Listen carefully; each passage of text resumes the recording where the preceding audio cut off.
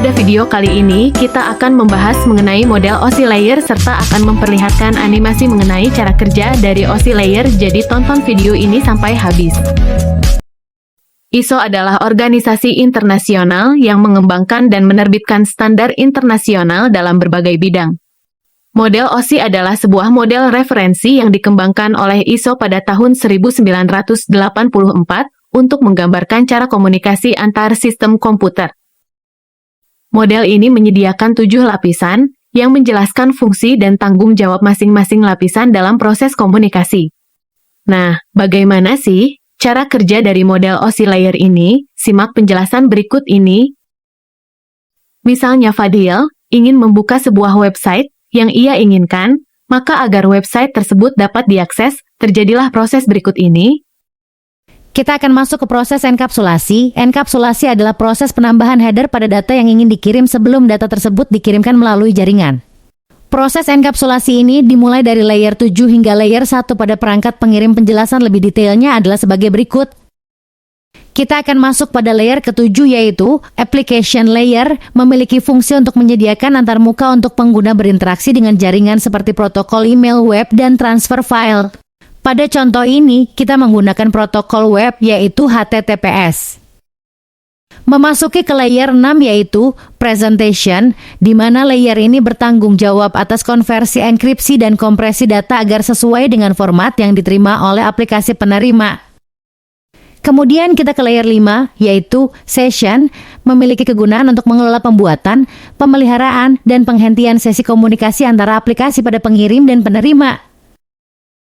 Selanjutnya, masuk pada layer keempat yaitu layer transport. Data akan diubah menjadi segmen sesuai dengan protokol data unit dari transport layer. Seperti yang kita lihat, data tersebut dipecah menjadi beberapa segmen. 443 merupakan nomor port dari layanan HTTPS dan angka di bawahnya merupakan sequence number atau nomor urut dari segmennya. Nomor urut ini digunakan agar segmen tersebut dapat disusun sesuai dengan urutannya. Layer ini berfungsi untuk transport pengiriman data sesuai dengan protokol yang digunakan. Protokol yang sering digunakan pada transport layer ada 2 yaitu TCP dan UDP. Protokol yang akan kita gunakan pada layanan HTTPS adalah protokol TCP yang secara resmi terbentuk antara klien dan server dan keduanya pun siap untuk bertukar data. Kemudian kita masuk pada layer ketiga yaitu network. Segmen pada layar transport diubah lagi menjadi paket oleh nature player. Ini berfungsi untuk menentukan alamat logiknya yaitu IP address, sumber dan tujuannya serta pemilihan rute terbaik untuk mengirim paket data melalui jaringan. Selanjutnya, kita memasuki layer kedua, yaitu data link. Paket tersebut akan diubah lagi menjadi frame-frame berisi data. Seperti alamat fisik atau MAC address, sumber dan tujuan, serta deteksi dan koreksi kesalahan. Frame pada layar data link kemudian diubah ke dalam bentuk bit yaitu bilangan biner yang terdiri dari angka 0 dan 1. Layer ini bertanggung jawab atas transmisi sinyal fisik dalam bentuk bit melalui media komunikasi, kemudian bit tersebut akan dikirim melalui media fisik seperti kabel atau gelombang radio dalam jaringan komunikasi. Sebagai contoh di sini menggunakan kabel fiber optik, setelah terkirim server akan mengkonfirmasinya terlebih dahulu.